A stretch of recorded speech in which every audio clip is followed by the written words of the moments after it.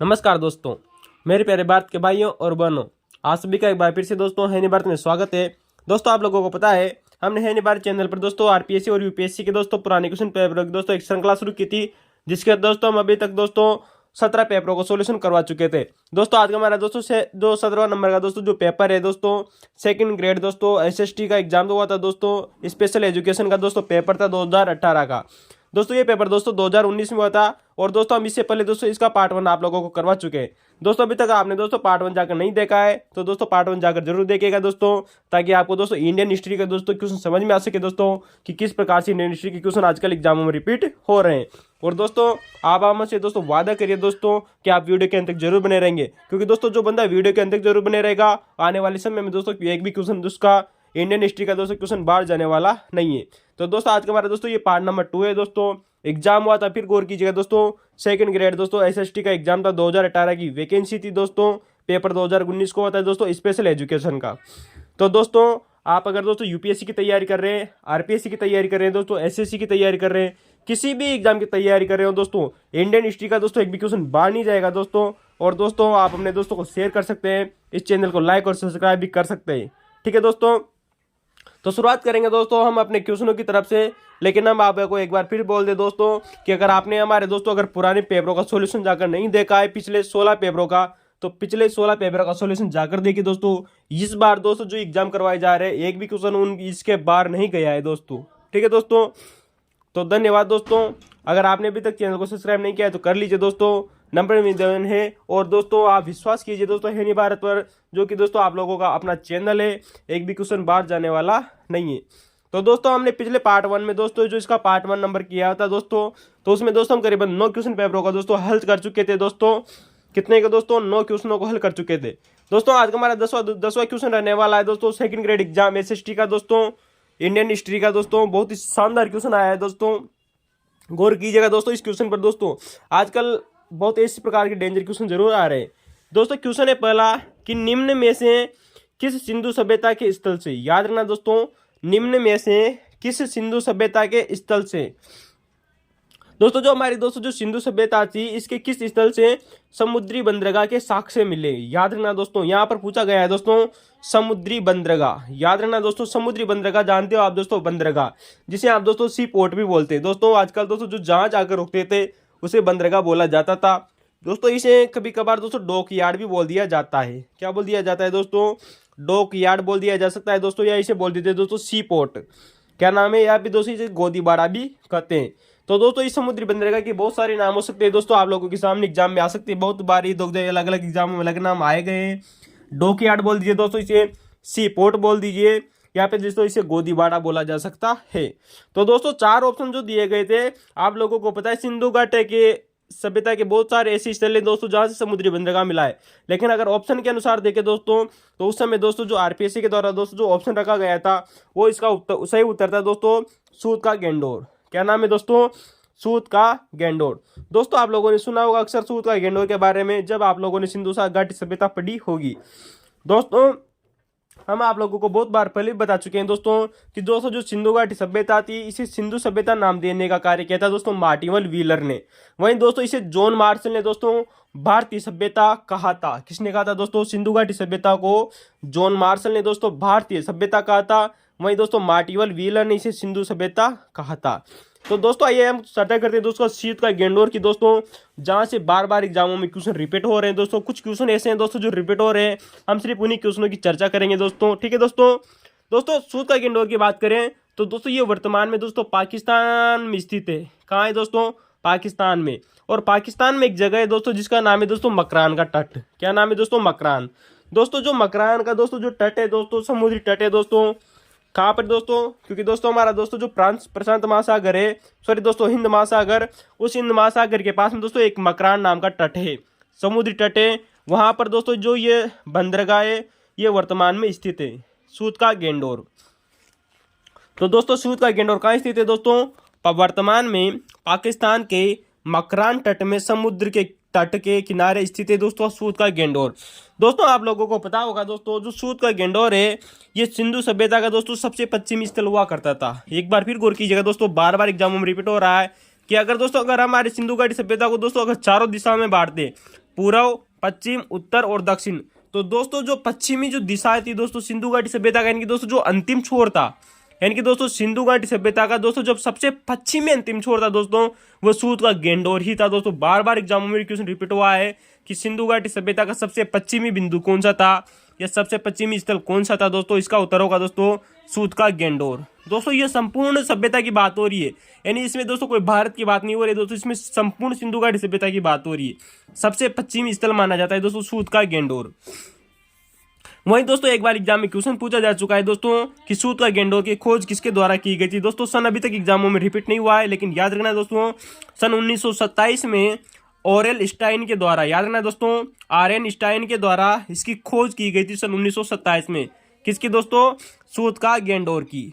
तो याद रखना दोस्तों सूत का गेंडोर ने आरएन स्टाइन ने इसकी खोज की थी सन 1927 में, सूत का गेंडोर की। अब दोस्तों सबसे मुख्य बात यही आती है दोस्तों, इसकी सबसे दो बिंदु इंपॉर्टेंट हो गए कि वर्तमान में कहाँ है, सबसे पश्चिमी स्थल था, और आरएन स्टाइन के द्वारा इसकी खोज की गई। लेकिन बात याद रखना दोस्तों यहाँ जबरदस्त क्वेश्चन बना है, एक बार एग्जाम में बहुत शानदार क्वेश्चन पूछा गया था कि सूत का गेंडोर से की खोज तो आरएन स्टाइन के द्वारा की गई, लेकिन दोस्तों यहाँ पर कुछ चीजें मिली है, जैसे कि दुर्ग की बात करें, बंदरगाह की बात करें और निचला शहर। दोस्तों हर इंसान को पता है दोस्तों कि दुर्ग और निचला शहर दोस्तों सिंधु घाटी सभ्यता से हर स्थल से मिले, लेकिन दोस्तों याद रखना सूत का गेंडोर में दोस्तों जो बंदरगाह है ना दोस्तों, इसकी खोज किस व्यक्ति के द्वारा की गई थी, ये वेरी मोस्ट इंपोर्टेंट है। सूत का गेंडोर में दोस्तों जो बंदरगाह है, जो डॉक यार्ड है, इसे दोस्तों सी पोर्ट बोल दीजिए दोस्तों, या गोदीबाड़ा बोल दीजिए दोस्तों, इसकी खोज करने वाले व्यक्ति थे दोस्तों जॉर्ज डेल्स। याद रखना दोस्तों किसने की थी दोस्तों, जॉर्ज डेल्स के द्वारा इसकी खोज की गई थी। और यही आपके क्वेश्चन का दोस्तों आंसर भी है दोस्तों कि सिंधु घाटी सभ्यता के किस स्थल से समुद्री बंदरगाह मिला है, सूत का गेंडोर से। और जो समुद्री बंदरगाह था दोस्तों, इसकी खोज करने वाले व्यक्ति थे दोस्तों जॉर्ज डेल्स। याद रखना वेरी मोस्ट इंपोर्टेंट है दोस्तों। इसकी दोस्तों जो सूत का गेंडोर में दोस्तों जो दुर्ग मिला है ना, इसकी एक बहुत ही शानदार खूबी है कि दोस्तों जो सूत का गेंडोर का दोस्तों जो दुर्ग था, ये दोस्तों ये प्राकृतिक चट्टान पर स्थित है। किस पर स्थित है दोस्तों, प्राकृतिक चट्टान पर स्थित है। वरना दोस्तों आप उन लोगों को दोस्तों सिंधु सभ्यता के जितने भी स्थल मिलेंगे, उन सबके दोस्तों जो दुर्ग है उनको दोस्तों अपनी नींव के द्वारा उनको स्थापित किया गया था, नींव भरकर उनकी स्थापना की गई थी। जबकि दोस्तों सूत का गेंडोर का दोस्तों जो दुर्ग है, यह पूर्णतः प्राकृतिक चट्टान पर स्थित एक दुर्ग है। इंपॉर्टेंट बात है दोस्तों, याद रखना। दोस्तों आप लोगों से क्वेश्चन पूछा गया है दोस्तों, एक बार एग्जाम में क्वेश्चन आया हुआ है दोस्तों, बहुत ही अच्छा क्वेश्चन है कि दोस्तों सिंधु घाटी सभ्यता के किस स्थल को दोस्तों हड़प्पा सभ्यता का व्यापार का चौराया कहा जाता है। इंपॉर्टेंट याद रखना दोस्तों, क्यों कहा जाता है, आइए हम बात करते हैं कि दोस्तों जो सिंधु घाटी सभ्यता थी वो दोस्तों विश्व की अन्य सभ्यताओं से दोस्तों क्या करती थी दोस्तों, व्यापार करती थी। इसमें दोस्तों प्रमुख आती है दोस्तों मेसोपोटामिया की सभ्यता। तो दोस्तों याद रखना सिंधु सभ्यता और मेसोपोटामिया के बीच में होने वाले दोस्तों जो व्यापार के मार्ग के लिए दोस्तों इसे बसाया गया था। किसको दोस्तों, सूत का गेंडोर को। अतः दोस्तों जो सूत का गेंडोर है दोस्तों, इसको हड़प्पा के व्यापार का चौराया कहा जाता है। वेरी इंपॉर्टेंट बात आती है दोस्तों, सूत का गेंडोर को हड़प्पा के व्यापार का चौराया कहा जाता है, क्योंकि दोस्तों व्यापार सर्वाधिक यहीं से होता था। अगर आपको किसी भी दोस्तों यानी कि दोस्तों जब अंतिम छोर था और अंतिम छोर पे दोस्तों एक बंदरगाह है, और बंदरगाह है तो और उसके अगले दोस्तों अगर विश्व की अन्य सभ्यताएं पड़ती है, तो दोस्तों अगर उनसे व्यापार करना है तो उसी स्थल से होकर आप लोगों को जाना होगा। अतः दोस्तों सूत का गेंडोर को हड़प्पा के व्यापार का चौराया कहते हैं।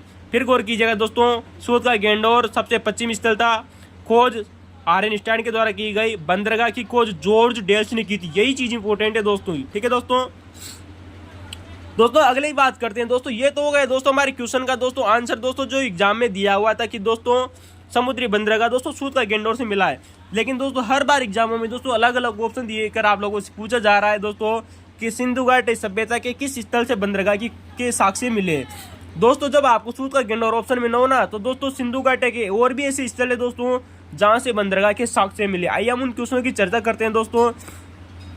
नंबर 1 आता है दोस्तों अलादीनो। नाम है दोस्तों अल्लाह दीनो। दोस्तों जो अल्लाह दीनो है, आप लोगों ने क्या इसके बारे में सुना है दोस्तों? नहीं सुना है तो दोस्तों लाइक कमेंट और शेयर कीजिएगा दोस्तों।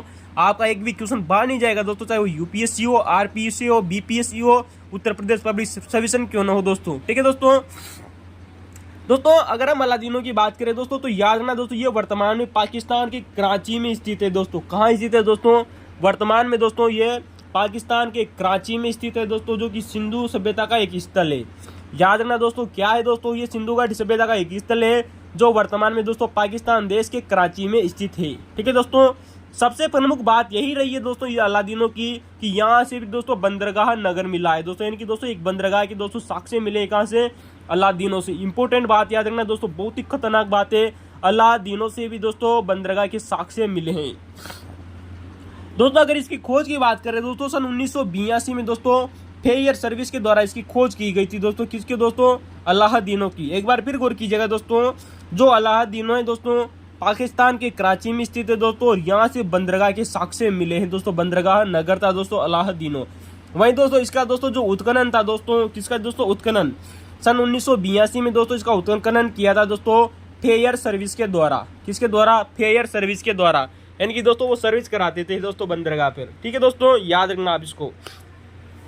दोस्तों सबसे इंपॉर्टेंट बात आई है दोस्तों, यहाँ पर नेट जीआरएफ में क्वेश्चन आप लोगों से पूछा जा चुका है दोस्तों कि सिंधु सभ्यता के किस स्थल से दोस्तों कुएं, छोटे मुंह वाले कुएं मिले। इनके दोस्तों यहाँ से दोस्तों जो अलादीनों से दोस्तों जो कुएं मिले ना, क्या मिले दोस्तों, कुएं। उन कुओं का दोस्तों जो मुंह है वो दोस्तों बहुत ही छोटे छोटे मुंह वाले दोस्तों कुएं मिले। यानी कि दोस्तों इनका जो व्यास था वो बहुत ही छोटा था दोस्तों, 0.93 के लगभग इसका व्यास हुआ करता था दोस्तों। सिंधु घाटी सभ्यता के दोस्तों जो अलादीनों से प्राप्त दोस्तों जो कुएं का दोस्तों जो मुंह था वो बहुत ही छोटा था। इसका प्रमुख कारण ये रहा था दोस्तों कि दोस्तों जो भूजल होता था, यानी भूमि के अंदर जो दोस्तों जो जल होता था उसको द्रव चालित दबाव के द्वारा दोस्तों जल को ऊपर लाया जाता था। आप जानते हो दोस्तों, आपने आप लोगों ने साइंस में सुना होगा दोस्तों कि दोस्तों जो भूमिगत दोस्तों जो जल होता है उसको द्रव चालित दबाव के द्वारा, यानी दोस्तों उसके फोर्स के द्वारा उस जल को ऊपर लाया जाता है। यही दोस्तों साइंस का एक प्रमुख रीजन हुआ करता था। और उस समय दोस्तों सिंधु घाटी सभ्यता के अलादीनों से ऐसा प्रमाण में प्राप्त होते हैं दोस्तों। सिंधु सभ्यता का दूसरा स्थल आता है दोस्तों जहां से बंदरगाह के साक्ष्य मिले, वो है दोस्तों लोथल। दोस्तों आपने अक्सर एग्जामों में सुना होगा दोस्तों कि लोथल से एक बंदरगाह मिला था। याद रखना दोस्तों, एग्जाम में क्वेश्चन पूछा गया है कि दोस्तों लोथल के किस भाग से बंदरगाह मिला है। दोस्तों लोथल तो ऑप्शन में आजकल हर एग्जाम में क्वेश्चन आ रहा है कि लोथल से बंदरगाह मिला था, लेकिन लोथल का भी दोस्तों अगर पूर्व पश्चिम और उत्तरी दक्षिण का हिस्सा देखा जाए तो दोस्तों जो लोथल का दोस्तों जो पूर्वी भाग है वहां से बंदरगाह मिला है। वेरी इंपॉर्टेंट बात आती है दोस्तों, लोथल के पूर्वी सिरे से बंदरगाह मिला है दोस्तों, जिसे गोदीबाड़ा भी कहते हैं या बोल दिए दोस्तों डॉक यार्ड। ठीक है दोस्तों एक और ऐसा स्थल आता है दोस्तों सिंधु घाटी सभ्यता का जहां से बंदरगाह के साक्ष्य मिले, वो है दोस्तों आप लोगों का दोस्तों गुजरात का दोस्तों धोलावीरा। क्या नाम है दोस्तों, गुजरात का धोलावीरा। दोस्तों आप लोगों ने सुना होगा दोस्तों धोलावीरा का दोस्तों जो अर्थ होता है वो होता है दोस्तों सफेद कुआं बोल दीजिए दोस्तों, ऐसे बोल दीजिए दोस्तों धोलावीरा, या इसे बोल दीजिए दोस्तों जूनी कुरान। क्या नाम है दोस्तों, जूनी कुरान। याद रखना दोस्तों, धोलावीरा से भी दोस्तों बंदरगाह के साक्ष्य मिले हैं दोस्तों, जो विश्व का सबसे प्राचीनतम बंदरगाह के साक्ष्य मिले हैं दोस्तों धोलावीरा से। तो दोस्तों ये हमारा बंदरगाह से संबंधित क्वेश्चन था, एक भी क्वेश्चन बाहर नहीं जाएगा आने वाले समय में, वादा कीजिए दोस्तों। आप एनी भारत को लाइक और सब्सक्राइब कीजिए और अंतिम तक बने रहिएगा दोस्तों। अगले क्वेश्चन की तरफ चलते हैं दोस्तों एक बहुत ही खतरनाक क्वेश्चन पूछा गया है दोस्तों आपके मध्यकालीन भारत से दोस्तों, और इस क्वेश्चन का दोस्तों हम भांडा फोड़ने वाले हैं दोस्तों, ताकि एक भी क्वेश्चन आप लोगों का यहाँ से बाहर नहीं जाने वाला है दोस्तों किसी भी हालत में। क्वेश्चन है आप लोगों के सामने कि तौहीद का क्या अर्थ होता है दोस्तों। तौहीद क्या है दोस्तों, ये मध्यकालीन दोस्तों जो भक्ति परंपरा रही थी दोस्तों जो सूफीवाद था दोस्तों, जो सूफी परंपरा थी उसमें तौहीद इस्तेमाल बार बार में इस्तेमाल किया जाता था एक शब्द का दोस्तों। तौहीद क्या होता था दोस्तों, तौहीद होता है दोस्तों कि यह आस्था कि ईश्वर एक है। आप लोगों ने सुना होगा दोस्तों कि मनुष्य के द्वारा एक ऐसी आस्था रख लेना कि दोस्तों जो ईश्वर है वो एक है, चाहे वो दोस्तों किसी भी धर्म में हो सकता है, किसी भी आकार में हो सकता है दोस्तों, निर्गुण हो सकता है, सगुण हो सकता है। तो दोस्तों आप लोगों को याद रखना चाहिए दोस्तों कि तौहीद का क्या अर्थ होता है दोस्तों। तौहीद का जो अर्थ होता है हमने अभी आप लोगों को बताया दोस्तों कि तौहीद का अर्थ होता है कि यह आस्था कि ईश्वर एक है। लेकिन दोस्तों हम आप लोगों को इस क्वेश्चन के दोस्तों जब तक चलेंगे जब तक इस क्वेश्चन का हमें आंसर नहीं मिल जाता कि इतना क्वेश्चन इतना डीपली जो पूछा गया है ये कहाँ से पैसा पूछा गया है और क्यों पूछा गया है, और यहाँ से और अन्य कितने क्वेश्चन बन सकते हैं दोस्तों। इस बात पर चलने से पहले आप लोगों को बता दें दोस्तों कि अगर आपने हमारा दोस्तों इसका पार्ट 1 जाकर नहीं देखा है तो पहले उसको जाकर जरूर देखिएगा दोस्तों। अगर आपने दोस्तों हमारे पिछले 16 पेपरों के सॉल्यूशन जाकर नहीं देखे हैं तो उनको जाकर देखिए दोस्तों, एक भी क्वेश्चन दोस्तों आप लोगों का बाहर नहीं जाएगा। और याद रखिए दोस्तों बड़ी कोचिंग संस्थानों में पढ़ने से कुछ नहीं होता है दोस्तों, जो आप लोगों को हेनी भारत में मिलने वाला है वो दोस्तों भारत देश की इसकी किसी भी कोचिंग संस्था में आप लोगों को निःशुल्क इतनी शानदार जानकारी उपलब्ध नहीं करवाई जाएगी। दोस्तों बहुत ही शॉर्ट है दोस्तों और सटीक बात है दोस्तों। आप लोगों से दोस्तों कहने में दोस्तों बहुत ही भद्दी लगती है, लेकिन दोस्तों कहना पड़ता है, क्योंकि आजकल दोस्तों कोचिंग संस्थानों वाले हजारों लाखों रुपए ले लेते हैं बच्चों से और इनके दोस्तों एग्जामों से बहुत ही कम क्वेश्चन आते हैं। दोस्तों हमने आप लोगों को दोस्तों क्वेश्चन की तरफ आंसर की तरफ चलते हैं दोस्तों, बात को वहीं थमा देते हैं। और दोस्तों हमारा क्वेश्चन था, क्वेश्चन की तौहीद का क्या अर्थ है। दोस्तों इसका उत्तर होगा कि यह आस्था कि ईश्वर एक है, यही दोस्तों तौहीद का अर्थ होता है। इस क्वेश्चन के आंसर के दोस्तों विवरण का तौर करते हैं दोस्तों आप लोगों ने दोस्तों कुछ शब्द सुने होंगे दोस्तों जो मध्यकालीन सूफी परंपरा से संबंधित है। उन क्वेश्चनों पर चलते हैं दोस्तों जो एग्जामों में रिपीट हो चुके हैं। जैसे कि दोस्तों यूपीएससी की बात करें तो यूपीएससी के द्वारा पूछा जा चुका है दोस्तों कि दोस्तों जो मुनाजरा होती है क्या होती है। दोस्तों हमने आप लोगों को पहले भी बताया था दोस्तों, अगर आपने हमारे पुराने वीडियो देखा होगा, कि दोस्तों जो मुनाजरा है दोस्तों ये एक बौद्धिक वाद विवाद होता था दोस्तों। क्या होता था दोस्तों, जो मुनाजरा है दोस्तों ये बौद्धिक वाद विवाद होता था, यानी कि दोस्तों कोई भी दो सूफी संत हो गए दोस्तों, अगर वो आपस में दोस्तों बैठकर दोस्तों वाद विवाद करते थे दोस्तों तो उसे दोस्तों मुनाजरा कहा जाता था। वहीं आप लोगों ने सुना होगा दोस्तों सूफी परंपरा में दोस्तों एक शब्द इस्तेमाल किया जाता है दोस्तों जिसका नाम है दोस्तों बरकत। क्या नाम है दोस्तों, बरकत। बरकत का आप मतलब आप दोस्तों ये एनसीईआरटी में भी दिया हुआ है दोस्तों, याद रखना। इसका अर्थ होता है दोस्तों सूफी द्वारा आध्यात्मिक अर्जित ज्ञान। क्या नाम है दोस्तों, जो सूफी संत होते थे उनके द्वारा कोई भी दोस्तों जो आध्यात्मिक दोस्तों जो अर्जित दोस्तों जो ज्ञान होता था उसे बरकत कहा जाता था। यानी बरकत का मतलब भी दोस्तों ईश्वर द्वारा प्राप्त ज्ञान। तो दोस्तों ईश्वर द्वारा प्राप्त ज्ञान को दोस्तों बरकत कहा जाता था। यानी सूफी द्वारा अर्जित आध्यात्मिक दोस्तों जो शोभा होती थी वो बरकत कहलाती थी। वहीं इसको एक और शब्द आता है दोस्तों, इसका नाम है दोस्तों तत्बीक। क्या नाम है दोस्तों, तत्बीक। दोस्तों तत्बीक होता क्या है दोस्तों, एग्जाम में याद रखना आप लोगों से पूछा जा सकता है। दोस्तों इस्लाम के अंतर्गत दोस्तों बहुत सारे दोस्तों मत प्रचलित थे उस समय दोस्तों। किसके समय दोस्तों, मध्यकालीन भारत में इस्लाम के अंतर्गत दोस्तों बहुत सारे मत प्रचलित थे। जब दोस्तों इन मतों के मध्य में दोस्तों जब आंतरिक मतभेद हो जाता था, यानी कि दोस्तों एक संप्रदाय का दूसरे संप्रदाय से जब झगड़ा हो जाता है या उन पे दोस्तों मतभेद होने लगता था किसी तथ्य को लेकर, तो दोस्तों इन तथ्यों को दूर करने के लिए, इन मतभेदों को दूर करने के कारण दोस्तों इनको सामंजस्य स्थापित किया जाता था। यानी इस्लाम के आंतरिक मतभेदों को दूर करके उनमें दोस्तों सामंजस्य स्थापित करने की दोस्तों जो प्रक्रिया होती थी उसे दोस्तों तत्बीक कहा जाता था। वेरी मोस्ट इंपॉर्टेंट है दोस्तों, आने वाले समय में क्वेश्चन जरूर आएगा। वहीं इसके अलावा दोस्तों एक और आता है जिसका नाम है दोस्तों मजजूब। क्या नाम है दोस्तों, मजजूब। दोस्तों जो मजजूब क्या होती है दोस्तों, हमने आप लोगों को भी हाल ही में बताया दोस्तों कि जिस व्यक्ति ने संसार की सभी इच्छाओं को त्याग दिया हो, यानी कि ऐसा कोई व्यक्ति दोस्तों जो संसार में मोह माया ही नहीं रखता हो, यानी ऐसा व्यक्ति दोस्तों जिसने संसार की दोस्तों अपनी सभी इच्छाओं को त्याग दिया हो, और अपनी इच्छाओं को त्याग देने के बाद में दोस्तों जब उस पर भगवान की कृपा बरस जाती है, उस पर भगवान की कृपा हो जाती है, यहाँ पर हम यूँ कहें दोस्तों उस पर कि अगर ईश्वर की कृपा होने लग गई तो दोस्तों इसे उस दोस्तों जो वाले इनके दोस्तों वो प्रक्रिया जो होती थी उसे मजजूब कहा जाता था। फिर गौर कीजिएगा दोस्तों, मजजूब क्या है दोस्तों, कि जिस व्यक्ति ने संसार की सभी इच्छाओं को त्याग दिया हो तथा उस पर ईश्वर की कृपा हो गई हो दोस्तों उसे मजजूब कहा जाता है। तत्बीक की बात करें दोस्तों तो इस्लाम के आंतरिक मतभेदों को दूर करके दोस्तों उनमें सामंजस्य स्थापित करने की दोस्तों जो प्रक्रिया होती थी उसे तत्बीक कहा जाता था। दोस्तों ये चार दोस्तों बहुत ही शानदार शब्द है दोस्तों जो आप लोगों से एग्जामों में रिपीट हो सकते हैं। इसके अलावा दोस्तों एक शब्द आता है जिसका नाम है दोस्तों ईश्वर का स्मरण करना। क्या नाम है दोस्तों, ईश्वर का स्मरण करना, जिसे कहा जाता है दोस्तों जिक्र, यानी कि दोस्तों ईश्वर का जिक्र करना। किसके दोस्तों, कहते हैं ना दोस्तों आप लोगों ने अक्सर शब्द सुना होगा दोस्तों कि मैं तो ईश्वर का जिक्र कर रहा था, मैंने तो प्रभु का स्मरण किया, मैंने तो प्रभु की इच्छा प्रकट की, तो मैं यही से बोलते हैं दोस्तों जिक्र। तो दोस्तों ये सारे शब्द है दोस्तों जो आप लोगों के इस क्वेश्चन से रिलेटेड थे दोस्तों। क्यों रिलेटेड थे, आइए हम उस क्वेश्चन की तरफ चलते हैं दोस्तों। दो सिद्धांत प्रचलित थे दोस्तों सूफीवाद में, यानी कि दोस्तों जो मध्यकालीन दोस्तों जो सूफी परंपरा थी उसमें दो सिद्धांत प्रचलित थे। एक का नाम आता है दोस्तों फना का सिद्धांत। फना का सिद्धांत क्या था दोस्तों, कि सब कुछ ईश्वर में सन्निहित है, यानी कि दोस्तों इस संसार में दोस्तों इस सृष्टि में दोस्तों जितना भी कुछ है बचा हुआ है, पदार्थ हो गए दोस्तों, जीव जंतु हो गए, वो सब ईश्वर में ही समाहित हुए हैं। किसने कहा था दोस्तों, ऐसा कहने वाले दोस्तों थे जिनका नाम आता है दोस्तों बायजीद बिस्तानी। याद रखना दोस्तों, बायजीद एक बिस्तानी एक व्यक्ति थे, सूफी संत थे दोस्तों, जिन्होंने फना का सिद्धांत दिया था। कौन सा सिद्धांत दिया था दोस्तों, फना का सिद्धांत दिया है दोस्तों बायजीद बिस्तानी के द्वारा, और ये कहा गया है कि दोस्तों सब कुछ ईश्वर में ही सम्मिलित है, यानी सब कुछ ईश्वर में ही समाहित है। किसने कहा था दोस्तों? बायजीद बिस्तानी ने। दोस्तों ये था दोस्तों फन्ना का सिद्धांत। अब दोस्तों कुछ समय बाद में दोस्तों करीबन 1000 ईस्वी के लगभग दोस्तों 9वीं शताब्दी के आरंभ में दोस्तों एक विद्वान हुए जिनका नाम आता है दोस्तों अल-खर्राज। दोस्तों अल-खर्राज दोस्तों जो व्यक्ति थे उन्होंने फन्ना के सिद्धांत का दोस्तों विरोध करते हुए उसके विरुद्ध दोस्तों एक अवधारणा दी जिसे कहते हैं दोस्तों बका का सिद्धांत। क्या कहते हैं दोस्तों? बका का सिद्धांत। याद रखना दोस्तों जो बका का सिद्धांत है वो ये कहता है कि ईश्वर में अस्तित्व है। किसमें दोस्तों? यानी ईश्वरीय चिंतन से मिलने वाला दोस्तों जो जीवन है वही दोस्तों बका कहलाता है। क्या कहलाता है दोस्तों?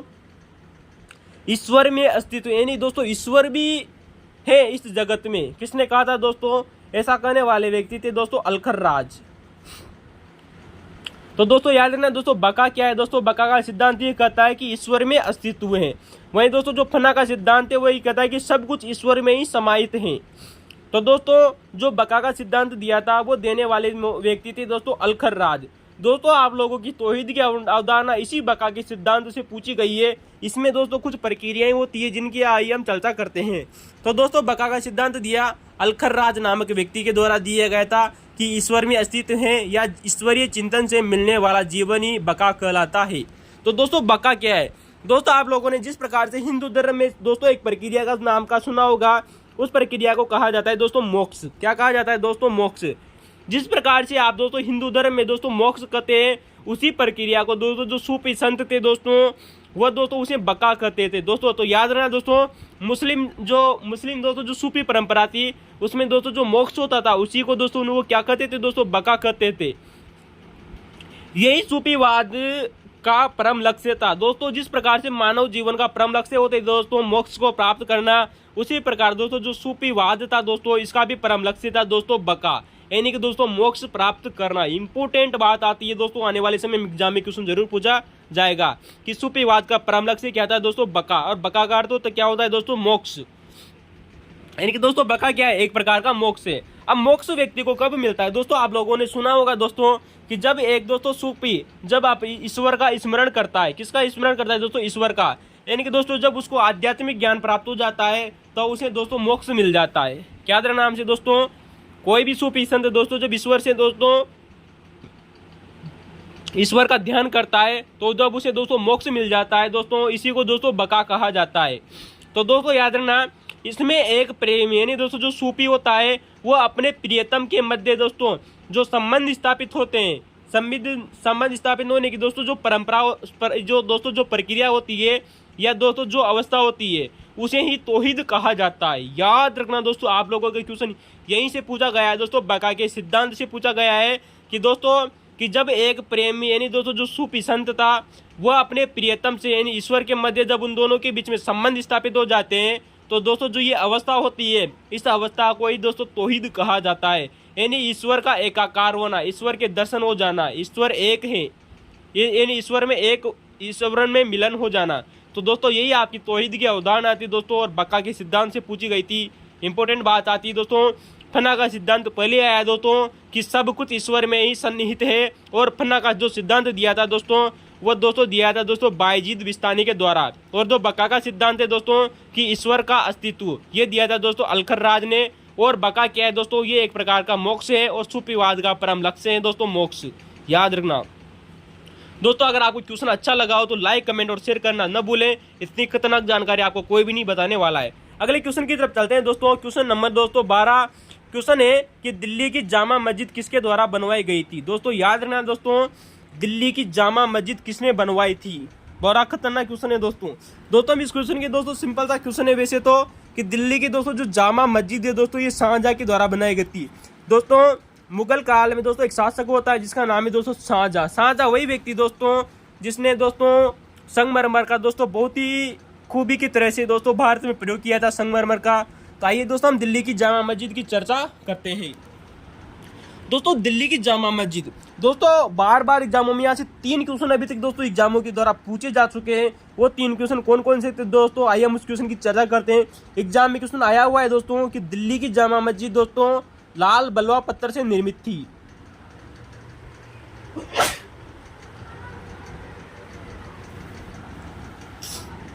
याद रखना दोस्तों, दिल्ली की दोस्तों जो जामा मस्जिद थी दोस्तों, ये लाल बलुआ पत्थर से निर्मित थी। और इसका दोस्तों जो निर्माण था दोस्तों, इसका निर्माण दोस्तों 1650 से 1656 के मध्य करवाया गया था दोस्तों। वैसे हमने यहाँ पे गलती से 1665 लिख दिया, याद रखना दोस्तों। इसका निर्माण दोस्तों 1656 के मध्य करवाया, यानी 6 सालों तक इसका निर्माण कार्य चला था। 1650 से 1656 तक इसका निर्माण कार्य करवाया गया था।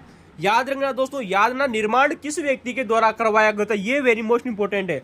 उस समय दोस्तों जो मुगल बादशाह था उसका नाम है दोस्तों शाहजहां, लेकिन इसका निर्माण करवाया था दोस्तों उस्ताद खलील खान ने दोस्तों, जो दोस्तों वहां का एक गवर्नर रहा था, प्रशासक था दोस्तों, जिसका नाम है दोस्तों उस्ताद खलील खान। याद रखना दोस्तों, दिल्ली की जामा मस्जिद का दोस्तों जो निर्माण या योजना जो बनवाई थी दोस्तों, वो उस्ताद खलील खान ने बनवाई थी। लेकिन दोस्तों इसको डिजाइन किसने किया था, या इसको बनाने वाले दोस्तों जो व्यक्ति थे, वास्तुकार थे, वो थे दोस्तों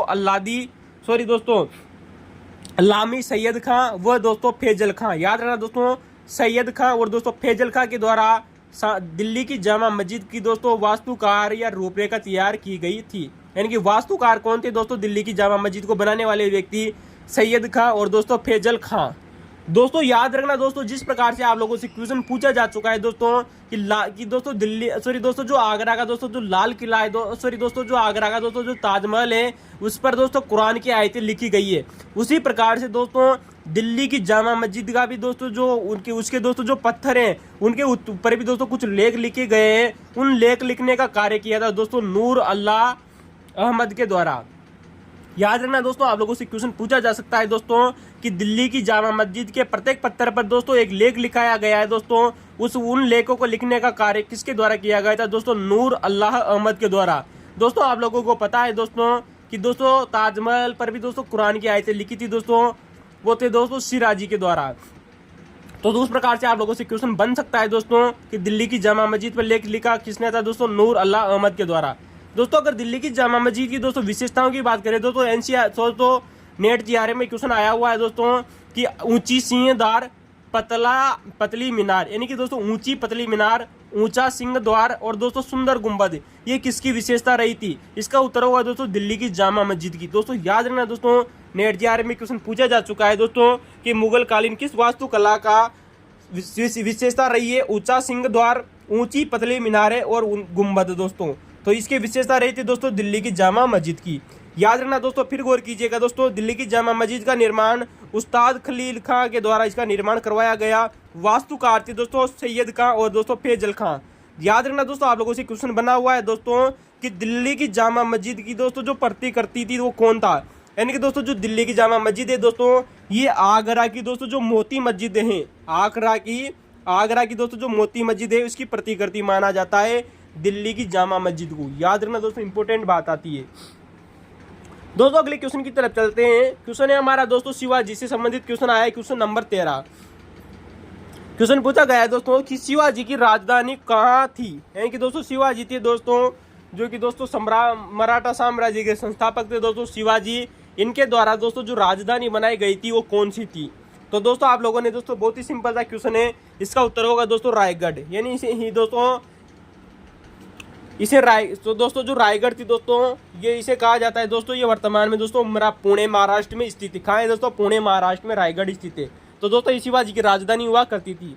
दोस्तों अगले क्वेश्चन की तरफ चलते हैं। दोस्तों क्वेश्चन पूछा गया है दोस्तों, क्वेश्चन नंबर 214। दोस्तों क्वेश्चन बहुत ही अच्छा लेवल का पूछा गया था और आइए दोस्तों हम इस क्वेश्चन का भांडा फोड़ने वाले हैं आप लोगों के सामने। क्वेश्चन है कि दोस्तों मनसबदारी व्यवस्था, याद रखना दोस्तों, मनसबदारी व्यवस्था में दू अस्पा और सिंह अस्पा, याद रखना दोस्तों, दू अस्पा व सिंह अस्पा का नियम किस मुगल सम्राट ने लागू किया था?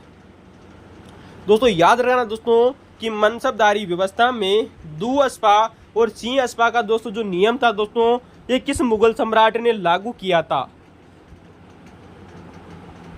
दोस्तों इसका उत्तर होगा दोस्तों, आप हमें कमेंट में बताइए दोस्तों कि मनसबदारी व्यवस्था में दू अस्पा और सिंह अस्पा का नियम किस मुगल सम्राट ने लागू किया था? दोस्तों इसका उत्तर रहने वाला है दोस्तों जहांगीर। क्या नाम है दोस्तों? जहांगीर दोस्तों वही व्यक्ति दोस्तों जो कि दोस्तों अकबर का बेटा था। कौन था दोस्तों? अकबर का बेटा था दोस्तों जहांगीर, और उसी के द्वारा दोस्तों मनसबदारी व्यवस्था में दू अस्पा और सी अस्पा का नियम प्रचलित किया गया था।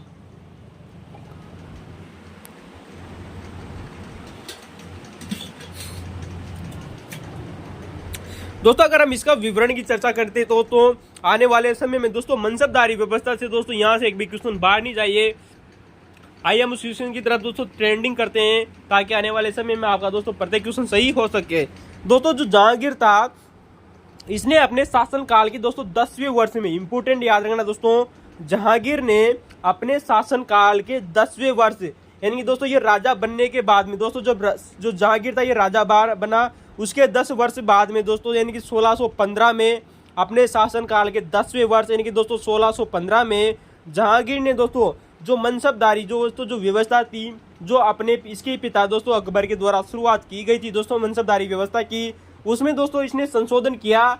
जहांगीर ने संशोधन किया दोस्तों, और संशोधन करके दोस्तों इसने एक नियम जोड़ दिया जिसे कहा जाता है दोस्तों दू अस्पा और सी अस्पा का नियम।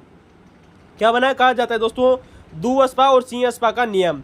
दोस्तों आप लोगों ने अक्सर सुना होगा दोस्तों, हम आए थोड़े दिनों बाद में हम इसकी चर्चा करेंगे दोस्तों मनसबदारी व्यवस्था की। तो दोस्तों जो मनसबदारी व्यवस्था थी ये दोस्तों दो पदों से मिलकर बनती थी, जात और सवार। तो दोस्तों जो मनसबदारी व्यवस्था में दोस्तों जो जहांगीर ने दोस्तों जो संशोधन किया दू अस्पा और सी अस्पा का, ये सवार पद में किया था। इंपोर्टेंट बात याद रखना दोस्तों, जात में ये संशोधन नहीं किया था दोस्तों, जो सवार में इसे संशोधन किया गया था। इंपोर्टेंट बात आती है कि जहांगीर के द्वारा जो मनसबदारी व्यवस्था के दोस्तों जो पद थे दोस्तों जात और सवार, तो दोस्तों इसने सवार पद में दोस्तों संशोधन किया था, जात में इसने संशोधन नहीं किया था। और इसने सवार पद में दोस्तों संशोधन कर दोस्तों दू अस्पा और सी अस्पा का नियम जोड़ा, जिसका अर्थ होता है दोस्तों 2 या 3 घोड़े।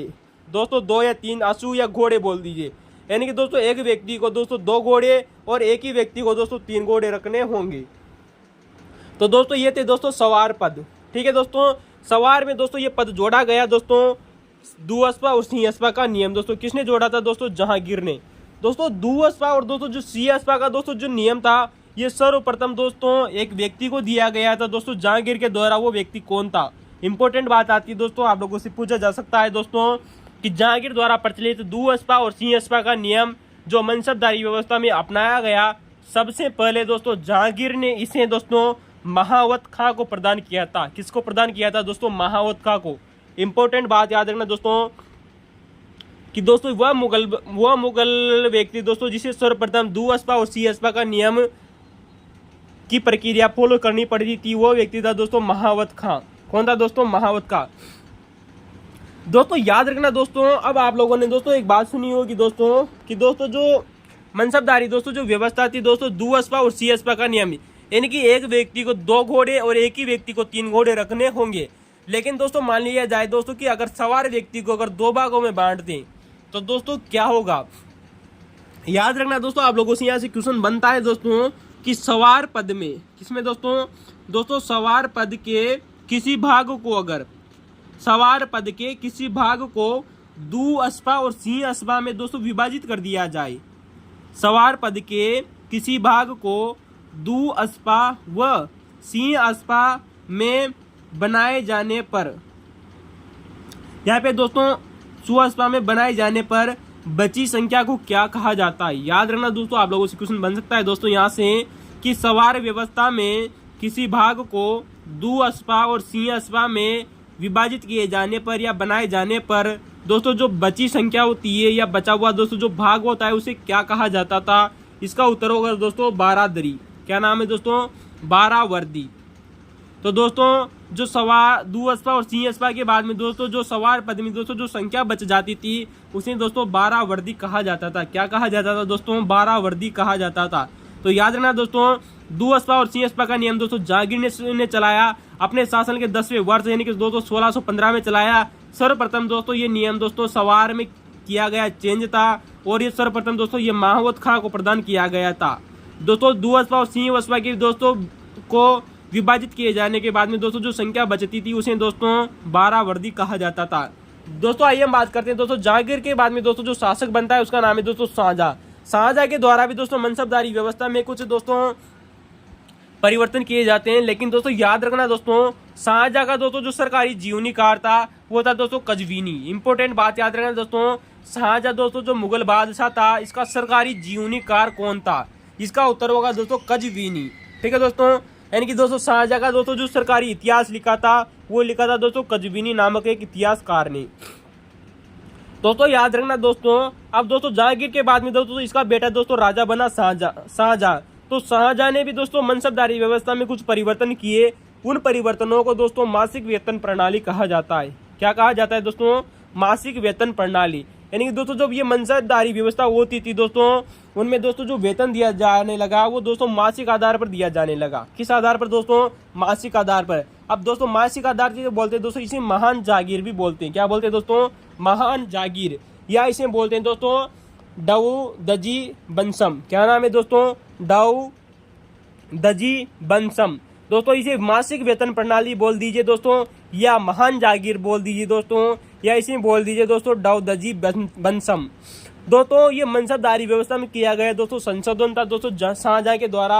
और दोस्तों ये प्रणाली सबसे पहले दोस्तों 1639 में शुरू की गई थी शाहजहां के द्वारा। इंपॉर्टेंट बात याद रखना दोस्तों, क्वेश्चन बना हुआ है दोस्तों आपके आरपीएससी के द्वारा कि दोस्तों मनसबदारी व्यवस्था में मासिक वेतन प्रणाली का नियम किसने शुरुआत किया था, कब किया था? दोस्तों शाहजहां के द्वारा 1639 में शुरुआत की गई थी ये प्रणाली।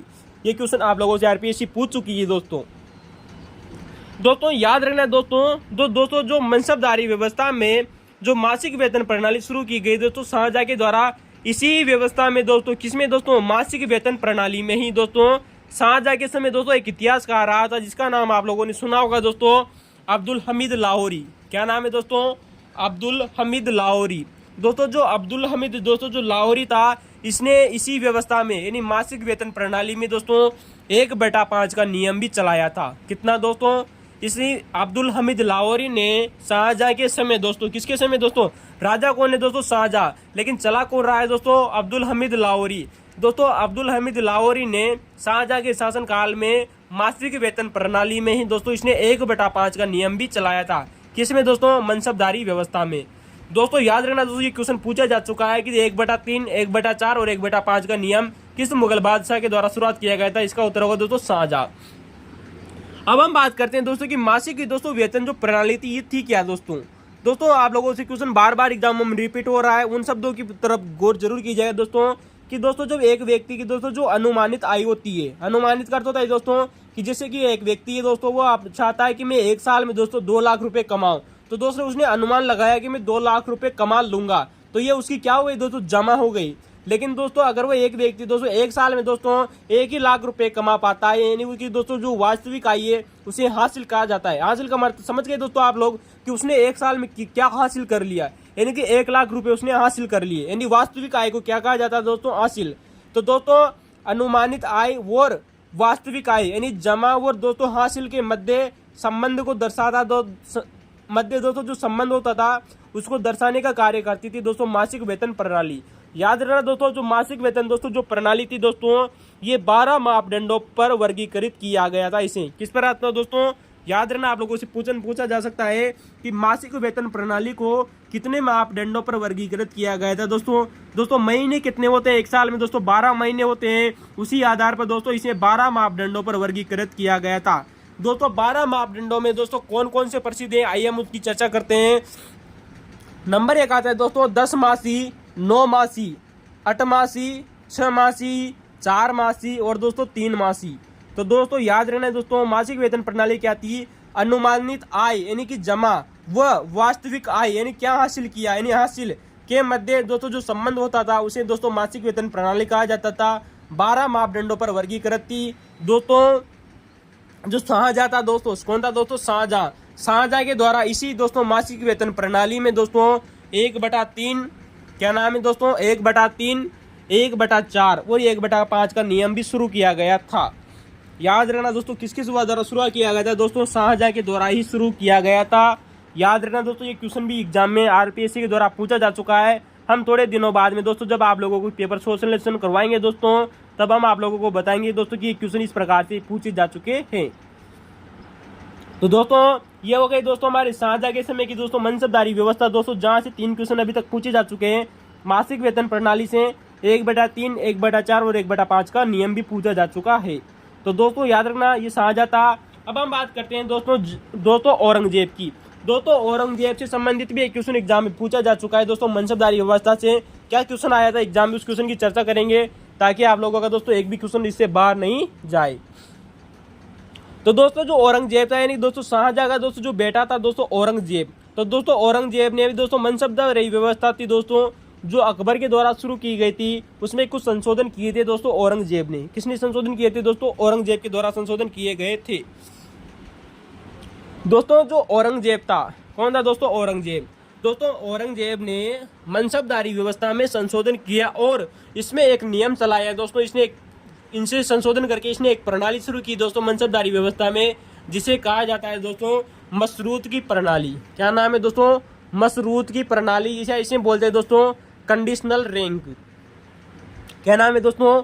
Conditional rank. दोस्तों आरपीएससी के द्वारा दोस्तों इंग्लिश टर्म दी गई थी, आप लोगों को दोस्तों जरूर याद रखना है दोस्तों। इसे मशरूत बोल दीजिए दोस्तों या बोल दीजिए दोस्तों कंडीशनल रैंक। एग्जाम में आरपीएससी ने कंडीशनल रैंक देकर ही क्वेश्चन पूछा था। उस क्वेश्चन के दोस्तों हम आप लोगों से चर्चा जरूर करेंगे थोड़े दिनों बाद में। दोस्तों जो मशरूत या कंडीशनल दोस्तों जो प्रणाली थी, इसे प्रतिबंधित प्रणाली भी कहा जाता था। प्रतिबंधित प्रणाली भी कहा जाता। मशरूत बोल दीजिए दोस्तों या कंडीशनल रैंक बोल दीजिए, प्रतिबंध प्रणाली बोल दीजिए। दोस्तों मशरूत का अर्थ होता है क्या है दोस्तों? याद रखना दोस्तों, जो किसी शर्त के साथ निर्धारित हो, यानी कि दोस्तों ऐसी कोई भी प्रक्रिया दोस्तों जिसमें पहले ही शर्त लगा दी जाए, उसे बोलते हैं दोस्तों मशरूत या कंडीशन।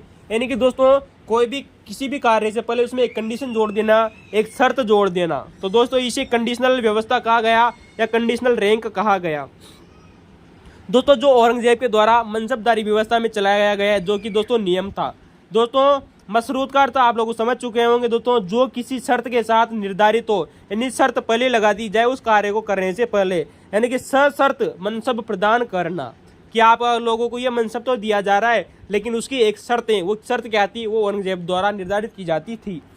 तो दोस्तों मशरूत प्रणाली थी दोस्तों सर्वप्रथम दोस्तों 1672 में। दोस्तों याद रखना दोस्तों औरंगजेब के द्वारा दोस्तों ये मशरूत दोस्तों जो प्रणाली शुरू की गई, प्रतिबंधित प्रणाली शुरू की गई दोस्तों, ये सर्वप्रथम दोस्तों 1672 में दोस्तों मोहम्मद अमीन खान को प्रदान की गई थी दोस्तों। किसको दोस्तों? मोहम्मद अमीन खान। फिर गौर कीजिएगा दोस्तों, औरंगजेब के द्वारा मशरूत दोस्तों जो प्रणाली थी दोस्तों सर्वप्रथम 1672 में मोहम्मद अमीन खान को, जो कि दोस्तों गुजरात का सूबेदार नियुक्त किया गया था। किसको दोस्तों? मोहम्मद अमीन खान जो दोस्तों गुजरात का सूबेदार नियुक्त किया गया था, उसको सर्वप्रथम प्रदान की गई थी दोस्तों मशरूत या कंडीशनल प्रणाली, जो कि दोस्तों मनसबदारी व्यवस्था का एक नियम था। तो दोस्तों याद रखना दोस्तों मोहम्मद अमीन खान को 1672 में गुजरात का सूबेदार बनने से पहले इसे नियुक्त किया गया था। तो दोस्तों ये हमारी मनसबदारी व्यवस्था थी दोस्तों। अब दोस्तों अकबर के बारे में दोस्तों बाद में चर्चा करेंगे दोस्तों। ये कुछ इंपोर्टेंट क्वेश्चन थे दोस्तों जो एग्जाम में आ चुके थे। अब हम बात करते हैं दोस्तों कि दोस्तों अगला क्वेश्चन आता है हमारे क्वेश्चन नंबर 15। अगला क्वेश्चन है दोस्तों कि संयुक्त राष्ट्र संघ का प्रधान कार्यालय कहाँ था? दोस्तों बहुत अच्छा क्वेश्चन पूछा गया है। वैसे आप लोगों को इस क्वेश्चन का आंसर जरूर पता होगा दोस्तों कि दोस्तों जो यूएन होता है दोस्तों इसका प्रधान कार्यालय कहाँ स्थित है, लेकिन दोस्तों इसका हम उत्तर बताएंगे दोस्तों न्यूयॉर्क शहर। क्या नाम है दोस्तों? न्यूयॉर्क शहर दोस्तों इसका उत्तर माना गया है दोस्तों आरपीएससी के द्वारा। दोस्तों हम आप लोगों को दोस्तों बहुत ही डेंजर वाली बात बताना चाहते हैं ताकि आने वाले दिनों में दोस्तों आप लोगों का एक भी क्वेश्चन इससे बाहर नहीं जाए। दोस्तों अगर हम बात करें कि दोस्तों संयुक्त राष्ट्र संघ का दोस्तों जो प्रधान कार्यालय दोस्तों जो मुख्यालय है दोस्तों ये न्यूयॉर्क शहर में है दोस्तों अमेरिका में, लेकिन वहाँ पर एक द्वीप पड़ता है जिसका नाम है दोस्तों मैनहट्टन द्वीप। याद रखना दोस्तों मैनहट्टन द्वीप पर दोस्तों यूएनओ का दोस्तों मुख्यालय स्थित है न्यूयॉर्क शहर में। दोस्तों आप लोगों से एक बार दोस्तों आप लोगों ने क्या ये फैक्ट पता है? अगर नहीं पता दोस्तों लाइक और सब्सक्राइब करना न भूले कि दोस्तों जो संयुक्त राष्ट्र जो संघ था दोस्तों इसका प्रारंभ में दोस्तों जो मुख्यालय बनाया गया था वो दोस्तों संयुक्त राज्य अमेरिका का एक शहर आता है जिसका नाम है दोस्तों लेज सक्सेस। क्या नाम है दोस्तों? लेज सक्सेस बनाया गया था। इंपॉर्टेंट बात आती है कि संयुक्त राष्ट्र संघ का दोस्तों जो प्रारंभिक मुख्यालय था दोस्तों सर्वप्रथम दोस्तों जो मुख्यालय बनाया गया था वो अमेरिका में दोस्तों लेज सक्सेस को बनाया गया था। दोस्तों बाद में दोस्तों लेज सक्सेस को दोस्तों मुख्यालय हटा दिया गया और बाद में दोस्तों अमेरिका में एक शहर आता है जिसका नाम है दोस्तों न्यूयॉर्क शहर, और न्यूयॉर्क शहर में एक द्वीप है जिसका नाम है दोस्तों मैनहट्टन द्वीप को दोस्तों संयुक्त राष्ट्र संघ का मुख्यालय बनाया गया। इंपॉर्टेंट बात है, अगर आप लोगों को दोस्तों इफेक्ट पता था नहीं पता दोस्तों, लाइक और सब्सक्राइब करना न भूले। दोस्तों अगर हम बात करें दोस्तों कि वर्तमान में दोस्तों जो संयुक्त राष्ट्र संघ का दोस्तों जो मुख्यालय है दोस्तों, वह न्यूयॉर्क शहर के मैनहट्टन द्वीप पर स्थित है, जो कि दोस्तों 17 एकड़ में फैला हुआ है। दोस्तों 17 एकड़ पर दोस्तों यहाँ पर 39 मंजिला दोस्तों एक मकान बनाया गया है, एक बिल्डिंग बनाई गई है। दोस्तों जो 17 एकड़ दोस्तों जो जमीन थी दोस्तों, ये जॉन डी रॉकफेलर ने दी थी। दोस्तों याद रखना दोस्तों, SSC में क्वेश्चन आया हुआ है दोस्तों कि संयुक्त राष्ट्र संघ के मुख्यालय को दान की गई भूमि किस व्यक्ति के द्वारा दी गई थी। वह व्यक्ति थे दोस्तों जॉन डी रॉकफेलर। कौन थे दोस्तों? जॉन डी रॉकफेलर के द्वारा ये भूमि दी गई थी दोस्तों, न्यूयॉर्क शहर की दोस्तों मैनहट्टन द्वीप की 17 एकड़ भूमि थी दोस्तों, जिस पर 39 मंजिला बिल्डिंग बनाई गई है। दोस्तों याद रखना दोस्तों, जो न्यूयॉर्क शहर में दोस्तों जो मैनहट्टन द्वीप पर दोस्तों जो संयुक्त राष्ट्र संघ का दोस्तों जो मुख्यालय है दोस्तों, इसकी आधारशिला रखी गई थी दोस्तों 24 अक्टूबर को दोस्तों सन 1949 को। और इसमें दोस्तों जो महासचिव थे वो थे दोस्तों त्रिगवेली, जो कि दोस्तों नॉर्वे के रहने वाले थे। तो महासचिव त्रिगवेली ने दोस्तों इसकी आधारशिला रखी थी 24 अक्टूबर सन 1949 को। दोस्तों इसमें दोस्तों जो इसके दोस्तों जो वास्तुकार थे, यानी कि दोस्तों ये 29 मंजिला दोस्तों जो इमारत बनाई गई थी, इसके दोस्तों 11 वास्तुकार थे। कितने वास्तुकार थे दोस्तों? 11 वास्तुकार थे, जिनमें सबसे प्रमुख थे दोस्तों ऑस्कर नियमेयर और दोस्तों ली कॉर्बुजिए। दोस्तों आप लोगों से याद रखना दोस्तों आप लोगों से यही तो क्वेश्चन बनता है दोस्तों कि जब दोस्तों जो मैनहट्टन द्वीप की दोस्तों जो मुख्यालय था दोस्तों, इसकी आधारशिला कब रखी? 24 अक्टूबर सन 1949 को। जबकि आप लोग जानते हो दोस्तों संयुक्त राष्ट्र संघ की स्थापना सन 1945 में ही हो गई थी। अतः दोस्तों 4 सालों तक दोस्तों जो इसका दोस्तों जो मुख्यालय रहा था वो दोस्तों लेच सक्सेस रहा था। क्या रहा था दोस्तों? लेच सक्सेस, जो कि अमेरिका में स्थित है। अब हम दोस्तों यहाँ के कुछ फैक्ट की चर्चा करते हैं दोस्तों, जो संयुक्त राष्ट्र संघ से अभी तक बारे में पूछे जा चुके हैं। अगर हम बात करें कि दोस्तों उप महासचिव का पद, दोस्तों संयुक्त राष्ट्र संघ में उप महासचिव का पद सर्वप्रथम 1997 में जोड़ा गया था। यानी कि दोस्तों संयुक्त राष्ट्र संघ की स्थापना होने के 50 साल बाद में 50-51 साल बाद में दोस्तों एक पद जोड़ा गया, जिसका नाम है दोस्तों सन 1997 में उप महासचिव का पद जोड़ा गया। अतः सन 1997 में सर्वप्रथम दोस्तों जो संयुक्त राष्ट्र संघ के उप महासचिव बने वो बने दोस्तों लुईस फ्रेचिट, जो कि कनाडा के रहने वाले थे। कहाँ के रहने वाले थे दोस्तों? कनाडा के। यानी कि दोस्तों महासचिव तो दोस्तों सर्वप्रथम ही थे, लेकिन उप महासचिव का पद सन 1997 में जोड़ा गया। लुईस फ्रेचिट कनाडा के दोस्तों प्रथम उप महासचिव बने थे सन 1997 में। दोस्तों जो संयुक्त राष्ट्र संघ है दोस्तों, इसमें 6 भाषाओं को दोस्तों मान्यता प्रदान की गई है। दोस्तों याद रखना दोस्तों, अंग्रेजी भाषा, फ्रेंच भाषा दोस्तों, चीनी भाषा, अरबी भाषा, रूसी भाषा और दोस्तों स्पेनिश भाषा, इन 6 भाषाओं को दोस्तों मान्यता प्रदान की गई है दोस्तों संयुक्त राष्ट्र संघ के द्वारा। लेकिन दोस्तों याद रखना दोस्तों, संयुक्त राष्ट्र संघ में दोस्तों जो कार्य किया जाता है वो सिर्फ 2 ही भाषाओं में कार्य किया जाता है। यानी कि दोस्तों कार्यकारी कितनी भाषाएं दोस्तों? 2 भाषाएं, अंग्रेजी व फ्रेंच भाषा में ही दोस्तों यहाँ का कार्य किया जाता है। और यही दोस्तों न्यायालय की दोस्तों जो अंतर्राष्ट्रीय दोस्तों जो न्यायालय दोस्तों उसकी भाषा भी यही 2 है, अंग्रेजी और फ्रेंच भाषा। जबकि दोस्तों याद रखना दोस्तों, मान्यता कितनी भाषाओं को दोस्तों? 6 भाषाओं को। फिर देख लीजिए दोस्तों, अंग्रेजी, फ्रेंच, चीनी, अरबी, रूसी और स्पेनिश। बार बार एग्जाम में क्वेश्चन रिपीट हो रहा है दोस्तों, याद रखना। दोस्तों अभी आप लोगों को पता है, अभी हाल ही में दोस्तों राजस्थान में दोस्तों जो एग्जाम हुआ था दोस्तों 2023 में, इसमें क्वेश्चन पूछा जा चुका है कि संयुक्त राष्ट्र संघ प्रथम देश जिसने दोस्तों सदस्यता त्यागी थी, यानी कि यूएनओ का दोस्तों ऐसा सदस्य देश जिसने अपने आप ही सदस्यता त्याग दी थी, वो था दोस्तों इंडोनेशिया, जिसने दोस्तों 1965 में, कब दोस्तों? 1965 में दोस्तों सदस्यता त्याग दी थी। लेकिन बाद में दोस्तों पुनः दोस्तों जब इंडोनेशिया में पुनः नई सरकार बनती है और नई सरकार बनने के बाद में दोस्तों पुनः दोस्तों सन 1966 में दोस्तों इंडोनेशिया पुनः संयुक्त राष्ट्र संघ का सदस्य बन जाता है। दोस्तों याद रखना दोस्तों, इंडोनेशिया पहला देश था दोस्तों जिसने सदस्यता त्यागी थी, अपनी इच्छा से त्यागी थी दोस्तों इंडोनेशिया ने। जबकि दोस्तों पहला एक ऐसा दोस्तों संयुक्त राष्ट्र संघ का दोस्तों पहला ऐसा देश जिसे दोस्तों यूएनओ ने ही दोस्तों अपने सदस्य देशों से बाहर निकाला था। दोनों क्वेश्चन अलग अलग है दोस्तों, सदस्यता त्यागना अलग होता है और सदस्यता दोस्तों छुड़वाना अलग बात होती है। स्वयं ने त्यागी इंडोनेशिया ने, जबकि यूएनओ ने दोस्तों एक ऐसा देश जिसको अपने आप ही बाहर निकाल दिया था, वो था दोस्तों चीनी ताइवान। और चीनी ताइवान को अभी तक भी दोस्तों संयुक्त राष्ट्र संघ का दोस्तों सदस्य नहीं बनाया गया है। करीबन दोस्तों इन्हें 14 बार प्रस्ताव रख दिया था संयुक्त राष्ट्र संघ में कि हाँ मुझे सदस्य बना लीजिए।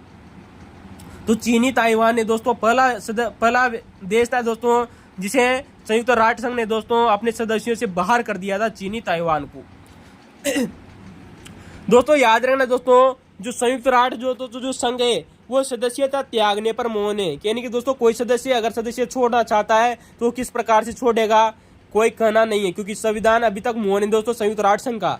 दोस्तों एक बार एग्जाम में आप लोगों से क्वेश्चन बना हुआ है दोस्तों कि दोस्तों संयुक्त राष्ट्र संघ के दोस्तों जो क्षेत्रीय कार्यालय हैं वो 3 क्षेत्रीय कार्यालय। याद रखना दोस्तों, क्वेश्चन बन सकता है आप लोगों का कि निम्न में से कौन सा संयुक्त राष्ट्र संघ का दोस्तों क्षेत्रीय कार्यालय नहीं है। दोस्तों संयुक्त राष्ट्र संघ के 3 क्षेत्रीय कार्यालय हैं। नंबर 1 आता है दोस्तों जेनेवा स्विट्जरलैंड, नाम है दोस्तों जेनेवा स्विट्जरलैंड। और दूसरा है दोस्तों नैरोबी केन्या, केन्या नामक देश में दोस्तों जो नैरोबी है वह तीसरा क्षेत्रीय कार्यालय। और तीसरा आता है दोस्तों वियना, जो कि ऑस्ट्रिया में, कहाँ है दोस्तों, ऑस्ट्रिया में। दोस्तों आप इसको एक सूत्र के द्वारा भी याद रख सकते हैं दोस्तों, जेनेवा। दोस्तों जेनेवा के द्वारा ही दोस्तों तीनों क्षेत्रीय कार्यालय हो जाएंगे। ज का मतलब दोस्तों जेनेवा, न का मतलब नैरोबी और वी का मतलब दोस्तों वियना। तो दोस्तों संयुक्त राष्ट्र संघ के दोस्तों 3 क्षेत्रीय कार्यालय थे दोस्तों, जेनेवा, नैरोबी और वियना। इंपोर्टेंट याद रखना, आरपीएससी क्वेश्चन को जरूर रिपीट करेगी। दोस्तों अगले क्वेश्चन की तरफ चलते हैं दोस्तों, क्वेश्चन नंबर 16। दोस्तों आप लोगों के सामने एक पुस्तक दी गई है और आप लोगों से पुस्तक देकर पूछा गया है कि निम्न में से इस पुस्तक के लेखक कौन थे। दोस्तों आप लोगों ने इस पुस्तक के बारे में दोस्तों बहुत बार सुना होगा दोस्तों, भारत की सबसे प्रसिद्ध पुस्तक रही है दोस्तों वैसे तो ये।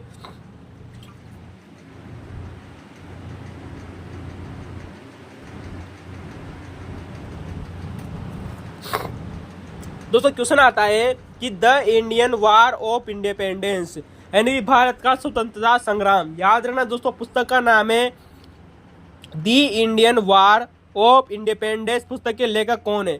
इसका उत्तर होगा दोस्तों विनायक दामोदर सावरकर, जिनका शॉर्ट नाम आता है दोस्तों वी.डी. सावरकर। वी.डी. सावरकर का पूरा नाम आता है दोस्तों विनायक दामोदर सावरकर। दोस्तों सावरकर बंधु 3 बंधु हुआ करते थे दोस्तों, नासिक महाराष्ट्र के रहने वाले थे दोस्तों तीनों भाई, जिन्हें दोस्तों सावरकर बंधु कहा जाता है दोस्तों।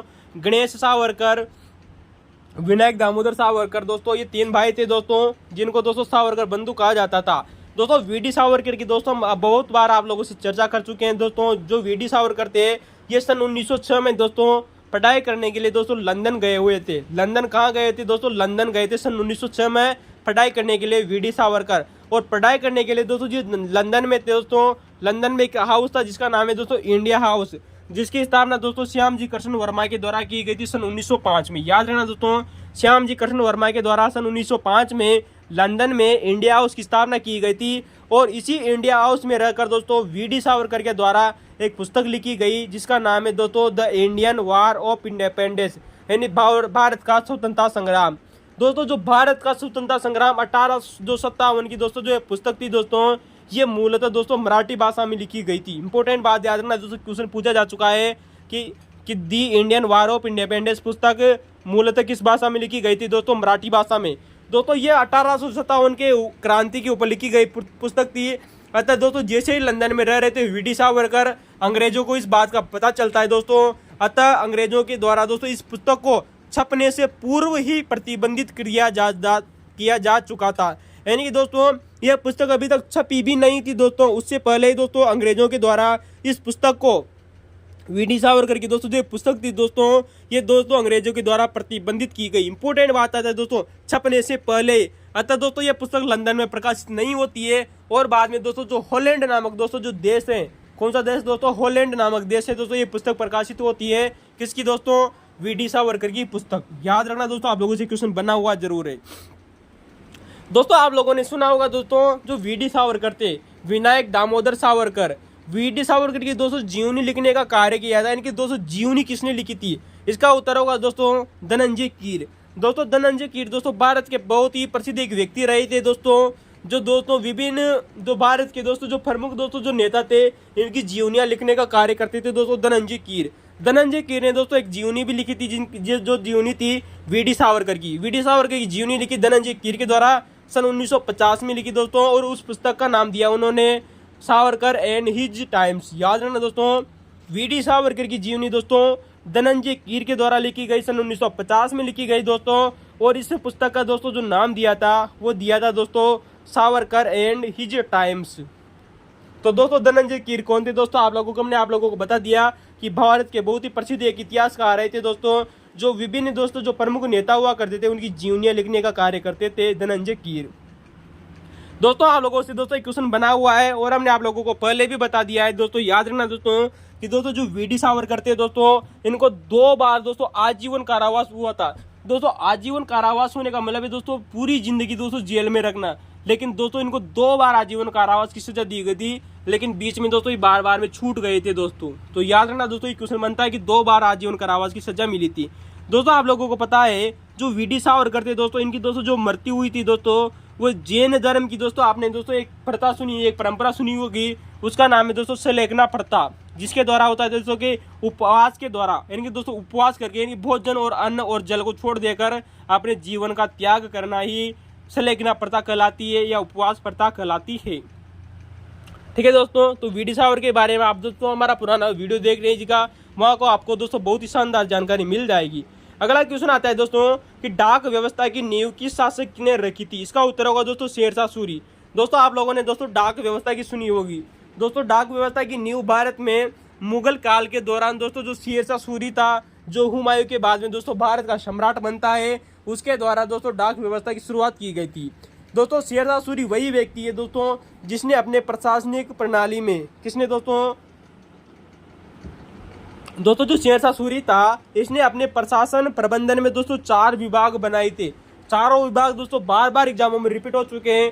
अगर आप हमारे आने वाले वीडियो देखेंगे तो आप लोगों को ये क्वेश्चन वहाँ मिल जाएगा दोस्तों कि शेरशाह सूरी द्वारा अपने प्रशासनिक प्रबंधन में जो 4 विभाग स्थापित किए गए थे कौन से थे और किस मामले से संबंधित थे। दोस्तों जो दीवाने विजारत होता था ये शेरशाह सूरी का एक प्रशासनिक विभाग था, जिसका अर्थ होता है दोस्तों वित्त विभाग, यानी कि दोस्तों जो विजारत है तो दोस्तों विजारत में भी दोस्तों वी आ रहा है और वित्त में भी दोस्तों वी आ रहा है। आप इसको कॉमन कीजिएगा दोस्तों, आप लोगों को याद करने में आसानी रहेगी। तो दोस्तों दीवाने विजारत दोस्तों जो विभाग था ये वित्त विभाग हुआ करता था, यानी दोस्तों फाइनेंशियल डिपार्टमेंट।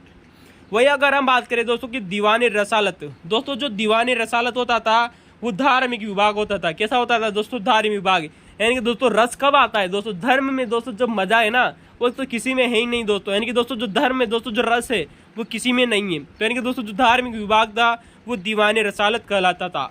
वही हम बात करें दोस्तों कि दीवाने आरिज की, दोस्तों ये क्वेश्चन आप लोगों को हम पहले भी करवा चुके हैं दोस्तों, आप हमारे पुराने वीडियो देखिएगा कि दीवाने दोस्तों जो आरिज जो विभाग होता था दोस्तों, दीवानी से अर्ज भी बोलते हैं दोस्तों या दीवानी आरिज भी बोलते हैं दोस्तों, ये सैनिक विभाग हुआ करता था। कौन सा विभाग होता था दोस्तों, सैनिक भर्ती और संगठन का कार्य करता था, यानी सैनिकों से संबंधित विभाग था दीवाने अर्ज, यानी कि दोस्तों अर्ज किया है किससे दोस्तों सेना से। तो दोस्तों इसके बाद में दोस्तों जो चौथा विभाग बचता है वो है दोस्तों दीवान ए इंसा। क्या नाम है दोस्तों, दीवान ए हिंसा विभाग।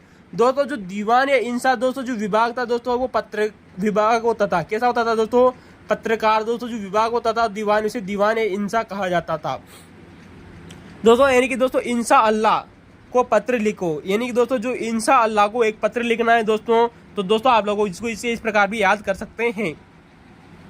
दोस्तों आप लोगों को पता है दोस्तों यहाँ पर शेरशाह सूरी की बात हो रही है दोस्तों, और शेरशाह सूरी ने के ऊपर दोस्तों एक पुस्तक लिखी थी जिसका नाम है दोस्तों तारिक ए शेरशाही। इस पुस्तक को लिखने वाले व्यक्ति थे दोस्तों अब्बास का सरवानी। याद रखना दोस्तों, अब्बास का सरवानी ने एक पुस्तक लिखी थी जिसका नाम है दोस्तों तारिक ए शेरशाही। क्या नाम है दोस्तों, अब्बास खां सरवानी ने एक पुस्तक लिखी थी दोस्तों जिसका नाम है तारिक ए शेरशाही। दोस्तों जो शेरशाह था दोस्तों, याद रखना दोस्तों ये क्वेश्चन पूछा जा चुका है कि दोस्तों जो शेरशाह सूरी था ये अपने जीवन के 68 वर्ष में, यानी कि दोस्तों ये 68 साल का एक बुढ़ा व्यक्ति था, यानी कि 68 वर्ष की उम्र में दोस्तों ये दोस्तों भारत की गद्दी पर बैठा था, यानी 68 वर्ष की उम्र में दोस्तों ये शासक बना था दोस्तों। कौन, शेरशाह सूरी। और दोस्तों इसने यहाँ के दौरान तो इसने एक उपाधि भी धारण की थी, उस उपाधि का नाम आता है दोस्तों सुल्तान अल अदल। दोस्तों याद रखना दोस्तों शेरशाह सूरी 68 वर्ष की उम्र में दोस्तों शासक बनता है, गद्दी पर बैठता है और सुल्तान उल अदल की उपाधि धारण करता है। याद रखना दोस्तों सुल्तान उल अदल की उपाधि धारण की थी शेरशाह सूरी ने। दोस्तों शेरशाह सूरी ने दोस्तों भारत में बहुत सारी ऐसी व्यवस्थाएं थी दोस्तों जो सर्वप्रथम चालू की थी, जैसे कि हम बात करें दोस्तों की डाक व्यवस्था। डाक व्यवस्था दोस्तों शेरशाह सूरी के द्वारा ही चलाई गई थी। राय व्यवस्था, राय व्यवस्था आप जानते हो दोस्तों जिसे रे व्यवस्था भी कहा जाता है। दोस्तों राय व्यवस्था या रे व्यवस्था क्या थी, आप लोगों ने सुना होगा दोस्तों कि दोस्तों जो फसलें होती है हमारी, दोस्तों जो खेती होती है, खेती की दोस्तों जो फसलें होती है उनकी दोस्तों जो दरें होती है कि कौन सी फसल किस रेट में जाएगी, किस रेट में उसका मूल्य होगा। तो इस पे ये साथ दोस्तों सर्वप्रथम दोस्तों जो निर्धारण किया था वो दोस्तों शेरशाह सूरी के द्वारा ही किया गया था। यानी कि राज्य की दोस्तों जो जमा निर्धारण के लिए जो फसल दर होती थी या फसलों की दोस्तों जो मूल्य सूची होती थी, फसल दरों की दोस्तों जो सूची होती थी उसे राय कहा जाता था या रे कहा जाता था। दोस्तों इस सूची को लागू करने वाला दोस्तों ये दिल्ली सल्तनत का प्रथम सुल्तान था दोस्तों शेरशाह सूरी, याद रखना दोस्तों। तो दोस्तों राय व्यवस्था दोस्तों फसल दरों की दोस्तों जो सूची होती थी उसे राय कहा जाता था और इस व्यवस्था को लागू करने वाला दोस्तों दिल्ली का प्रथम सुल्तान था दोस्तों शेरशाह सूरी। तो डाक व्यवस्था शुरुआत किसने की दोस्तों? शेरशाह सूरी ने। दोस्तों आप लोगों को पता होगा दोस्तों शेरशाह सूरी वो व्यक्ति दोस्तों जिसने पट्टा व कबूलियत यानी जिसे शर्तनामा कहा जाता है, याद रखना दोस्तों, पट्टा व कबूलियत जिसे शर्तनामा भी कहा जाता है दोस्तों, ये प्रणाली भी शुरुआत की गई थी दोस्तों शेरशाह सूरी के ही द्वारा। तो दोस्तों याद रखना शेरशाह सूरी ने पट्टा व कबूलियत यानी शर्तनामा भी प्रारंभ किया था। तो दोस्तों ये हमारी कुछ विशेषताएं थी दोस्तों शेरशाह सूरी से जो अभी तक एग्जामों में रिपीट हो रहे हैं कि उसने 4 विभाग थे दोस्तों। दीवाने विजारत जिसे वित्त विभाग कहा जाता था, दीवाने रसालत विभाग जिसे धार्मिक विभाग कहा जाता था, दीवाने आरिज विभाग जो कि सैनिक विभाग था, और दीवाने इंसा जो कि दोस्तों एक पत्र विभाग था। दोस्तों अगले क्वेश्चन की तरफ चलते हैं। क्वेश्चन नंबर दोस्तों 18 आप लोगों के सामने दोस्तों क्वेश्चन है कि भारतीय स्वतंत्रता संग्राम, याद रखना दोस्तों, यानी कि दोस्तों हमारी दोस्तों जो मॉडर्न हिस्ट्री है वहां से क्वेश्चन पूछा गया है स्वतंत्रता संग्राम से संबंधित। क्वेश्चन है दोस्तों कि भारतीय स्वतंत्रता संग्राम में स्वदेशी आंदोलन के बारे में कौन सा कथन सत्य है। दोस्तों वैसे तो हम आप लोगों को दोस्तों बहुत बार इस क्वेश्चन के बारे में बता चुके हैं, आप हमारे पुरानी वीडियो देखिए दोस्तों, एक भी क्वेश्चन बाहर नहीं जा रहा है दोस्तों आने वाले समय का, देखिए दोस्तों और मजा लीजिए दोस्तों है नहीं भारत का आने वाले क्वेश्चन दोस्तों। क्योंकि दोस्तों यहाँ पर 4 ऑप्शन दिए गए थे दोस्तों, जिनमें से 3 ऑप्शन सही थे दोस्तों। उन ऑप्शनों की चर्चा करते हैं दोस्तों कि पहला कथन कौन सा था। भारतीय स्वतंत्रता संग्राम से संबंधित दोस्तों जो स्वदेशी आंदोलन था उसके बारे में क्वेश्चन लिया गया है कि सन 1907 में सूरत विभाजन हुआ। बिल्कुल सही बात है दोस्तों, ये सही बात है कि सन 1907 में दोस्तों जो सूरत विभाजन होता है दोस्तों, सूरत विभाजन ने दोस्तों जो स्वदेशी आंदोलन था उसको कमजोर किया। दोस्तों यहाँ पर कमजोर करने की बात हो रही, बिल्कुल सही बात है दोस्तों, क्योंकि दोस्तों स्वदेशी आंदोलन प्रारंभ हुआ था दोस्तों सन 1905 में। अब स्वदेशी आंदोलन के बाद में जैसे दोस्तों कांग्रेस का विभाजन हो जाता है दोस्तों, कांग्रेस विभाजन सन 1907 में होता है, इसके दौरान दोस्तों जो स्वदेशी आंदोलन था वो उसको धीमी रफ्तार पकड़ता है, यानी कि उसको कमजोर किया। वहीं दोस्तों जो गणपति और शिवाजी दोस्तों जो महोत्सव थे, इन्होंने दोस्तों स्वदेशी आंदोलन को दोस्तों माध्यम बनाया था। बिल्कुल सही बात है दोस्तों, गणपति और शिवाजी महोत्सव दोस्तों आंदोलन के माध्यम बने थे स्वदेशी आंदोलन के, बिल्कुल सही बात है। तीसरा कथन है दोस्तों यहाँ पर जो कि दोस्तों तीनों कथन सही थे कि बंगाल में दोस्तों जो स्वदेशी आंदोलन था दोस्तों, बंगाल में स्वदेशी आंदोलन का दोस्तों जो मुख्य गीत था, यानी कि दोस्तों बंगाल में उस समय दोस्तों एक गीत बहुत प्रचलित था स्वदेशी आंदोलन के दौरान, उस गीत को लिखने का कार्य किया था दोस्तों रविंद्रनाथ टैगोर के द्वारा। किसके द्वारा दोस्तों? रविंद्रनाथ टैगोर के द्वारा वो एक गीत लिखा गया था दोस्तों, जिसका नाम आता है दोस्तों आमार सोमार बांग्ला। क्या नाम है दोस्तों? आमार सोमार सोनार बांग्ला। तो आमार सोनार दोस्तों जो बांग्ला गीत था दोस्तों, ये रविंद्रनाथ टैगोर के द्वारा लिखा गया था दोस्तों, जो कि दोस्तों बंगाल में स्वदेशी आंदोलन का एक प्रमुख गीत माना गया था। तो दोस्तों तीनों ऑप्शन सही थे दोस्तों, जो ऑप्शन गलत था हमने उसको यहाँ से हटा दिया है। क्वेश्चन नंबर दोस्तों अगला है आप लोगों के सामने दोस्तों 19वां नंबर का क्वेश्चन है कि सीधी कार्यवाही दिवस, यानी दोस्तों प्रत्यक्ष कार्यवाही दोस्तों जो दिवस है, सीधी कार्यवाही दिवस बोल दिए दोस्तों, किस दल से संबंधित है। दोस्तों आप हमारे पुराने वीडियो देखिए दोस्तों, एक भी क्वेश्चन बाहर नहीं जा रहा है दोस्तों, वादा कीजिए दोस्तों है नहीं भारत से। इसका उत्तर होगा दोस्तों मुस्लिम लीग। दोस्तों हमने आप लोगों को बहुत बार बताया है, आप हमारे पुराने वीडियो देखिएगा कि सीधी कार्यवाही दिवस दोस्तों मुस्लिम लीग से संबंधित है। अगला क्वेश्चन था दोस्तों यहाँ पर हमारा बहुत ही अच्छा लेवल का क्वेश्चन पूछा गया था। क्वेश्चन नंबर 20 है दोस्तों कि किस वायसराय, यानी कि दोस्तों भारत में उस समय दोस्तों जो इंग्लैंड थी उसके द्वारा दोस्तों भारत में कुछ वायसराय नियुक्त किए गए थे। तो दोस्तों किस वायसराय के कार्यकाल में दोस्तों भारतीय राष्ट्रीय कांग्रेस, दोस्तों हम अभी हाल ही में दोस्तों राष्ट्रीय कांग्रेस की बात कर रहे थे दोस्तों, भारतीय राष्ट्रीय कांग्रेस की, तो भारतीय राष्ट्रीय कांग्रेस की स्थापना हुई थी, यानी कि किस वायसराय के कार्यकाल में भारतीय राष्ट्रीय कांग्रेस की स्थापना हुई थी। दोस्तों हम आप लोगों को बहुत बार बता चुके हैं, आप हमारे पुराने वीडियो देखिएगा दोस्तों किसी इसका उत्तर दोस्तों हम आप लोगों को बता चुके हैं, लेकिन हम आप लोगों को एक बार फिर बता दें दोस्तों कि भारतीय राष्ट्रीय कांग्रेस की दोस्तों जब स्थापना हुई थी दोस्तों 28 दिसंबर 1885 को दोस्तों, उस समय दोस्तों भारत के वाइसराय हुआ करते थे दोस्तों लॉर्ड डफरिन। कौन थे दोस्तों? Lord Dufferin. दोस्तों लॉर्ड डफरिन वही व्यक्ति है दोस्तों जिसका कार्यकाल भारत में वाइसराय के लिए रहा था दिसंबर सन 1884 से दिसंबर 1888 तक, यानी कि दोस्तों ये करीबन दोस्तों 4 सालों तक दोस्तों भारत का दोस्तों वाइसराय रहा था। दोस्तों इसके द्वारा एक पुस्तक लिखी गई थी दोस्तों जो वेरी मोस्ट इंपॉर्टेंट है दोस्तों, आने वाले समय में आप लोगों से पूछी जा सकती है दोस्तों। लॉर्ड डफरिन की दोस्तों जो पुस्तक है वो बहुत इंपॉर्टेंट है, याद रखना दोस्तों। भारत के वाइसराय रहे दोस्तों लॉर्ड डफरिन, जो कि सन 1884 से 1888 तक दोस्तों भारत के वाइसराय रहे। इन्होंने एक पुस्तक लिखी थी जिसका नाम है दोस्तों उच्च अक्षांशों से पत्र।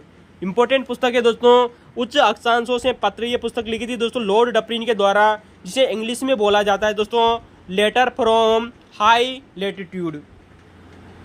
लेटर फ्रॉम हाई लेटीट्यूड दोस्तों एक पुस्तक है दोस्तों जिसका नाम है उच्च अक्षांशों से पत्र। क्योंकि दोस्तों अक्षांशों को क्या बोलते हैं दोस्तों? लेटीट्यूड, और उच्च को क्या बोला जाता है दोस्तों? हाई, और लेटर को बोलते हैं दोस्तों पत्र, यानी उच्च अक्षांशों से पत्र पुस्तक का नाम है दोस्तों, जो कि लॉर्ड डफरिन के द्वारा लिखी गई थी। दोस्तों इसका कार्यकाल हम आप लोगों को बता चुके हैं। दिसंबर सन 1884 में दोस्तों ये गवर्नर जनरल वाइसराय बनता है और 1888 तक बनता है। कब तक बना रहता है दोस्तों? 1888 तक बना रहता है। दोस्तों लॉर्ड डफरिन के बारे में दोस्तों यहाँ से 3 क्वेश्चन अभी तक और भी एग्जामों में पूछे जा चुके हैं, वो क्वेश्चन दोस्तों याद रखना। दोस्तों आप लोगों को पता होगा इसने लॉर्ड डफरिन के कार्यकाल में 1885 में जब दोस्तों भारतीय राष्ट्रीय कांग्रेस की स्थापना होती है, उससे कुछ समय पहले दोस्तों लॉर्ड डफरिन के द्वारा एक फंड की स्थापना की जाती है महिलाओं के स्वास्थ्य के लिए। याद रखना दोस्तों, महिलाओं के स्वास्थ्य के लिए, यानी कि महिलाओं के स्वास्थ्य में सुधार लाने के लिए दोस्तों लॉर्ड डफरिन के द्वारा दोस्तों एक फंड की स्थापना की जाती है जिसका नाम है दोस्तों लेडी डफरिन फंड। याद रखना दोस्तों 1885 में ही की जाती है इसकी स्थापना, वेरी मोस्ट इंपोर्टेंट है। कब की जाती है दोस्तों? 1885 में।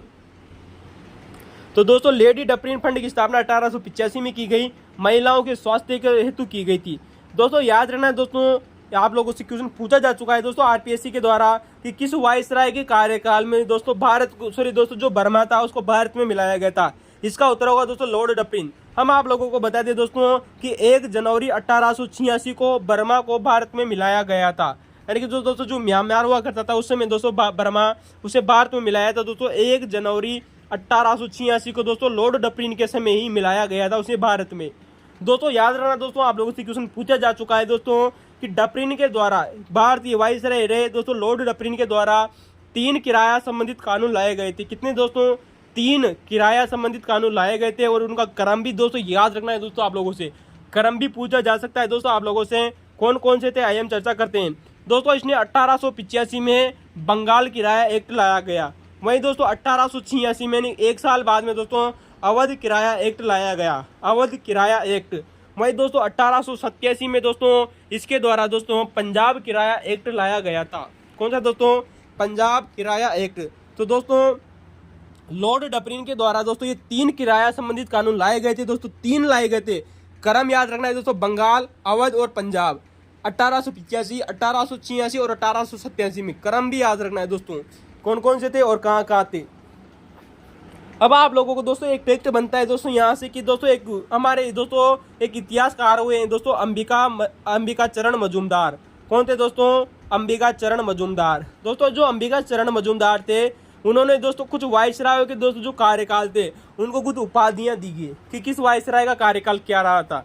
दोस्तों जो अंबिका चरण मजूमदार थे इन्होंने दोस्तों रिपन और दोस्तों जो डफरिन का दोस्तों जो कार्यकाल है उसे कर्म से क्या कहा था दोस्तों? याद रखना दोस्तों, रिपन का कार्यकाल को क्या कहा और डफरिन के कार्यकाल को क्या कहा था। तो दोस्तों अंबिका चरण मजूमदार ने दोस्तों रिपन के कार्यकाल को कहा था दोस्तों बादलों के छट जाने का कार्यकाल। किसको दोस्तों?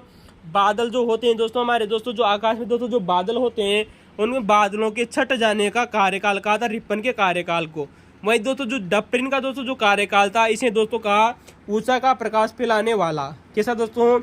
ऊषा का प्रकाश फैलाने वाला कार्यकाल कहा था। तो दोस्तों याद रखना दोस्तों, अंबिका चरण मजूमदार ने रिपन के कार्यकाल को कहा बादलों के छट जाने तथा डफरिन के कार्यकाल को कहा दोस्तों ऊषा का प्रकाश फैलाने जाने से इसकी तुलना की है दोस्तों। वहीं दोस्तों अंबिका चरण मजूमदार के द्वारा दोस्तों जो लिंटन था दोस्तों, इस लिंटन का दोस्तों जो कार्यकाल था दोस्तों, इस लिंटन के कार्यकाल को कहा था दोस्तों गिरते हुए बादल। कैसे दोस्तों? गिरते हुए बादल। तो दोस्तों पहले दोस्तों लिंटन वाइसराय बनता है, जिसके बाद में दोस्तों रिपन बना, और रिपन के बाद में दोस्तों डफरिन बना। तो दोस्तों इनका क्रम देखना है दोस्तों, गिरते हुए बादलों का क्रम, बादलों का छट जाना और उषा का प्रकाश फैलाने वाला कहा था। तो दोस्तों ये हमारे आज के दोस्तों 20 क्वेश्चन कंप्लीट होते हैं। हमने दोस्तों इनको पार्ट 1 और पार्ट 2 में किया है दोस्तों। आप हमारे पुराना वीडियो नहीं देखा है तो देखिए दोस्तों। और दोस्तों आप विश्वास कीजिए एनी भारत पर, आप लोगों का दोस्तों यूपीएससी हो सकती है दोस्तों, आरपीएससी हो, नेट जीआरएफ हो दोस्तों, कोई सा भी एग्जाम का क्वेश्चन क्यों ना हो दोस्तों, एक भी क्वेश्चन बाहर नहीं जाएगा। थैंक यू दोस्तों। आप एनी भारत को लाइक और सब्सक्राइब कर सकते हैं।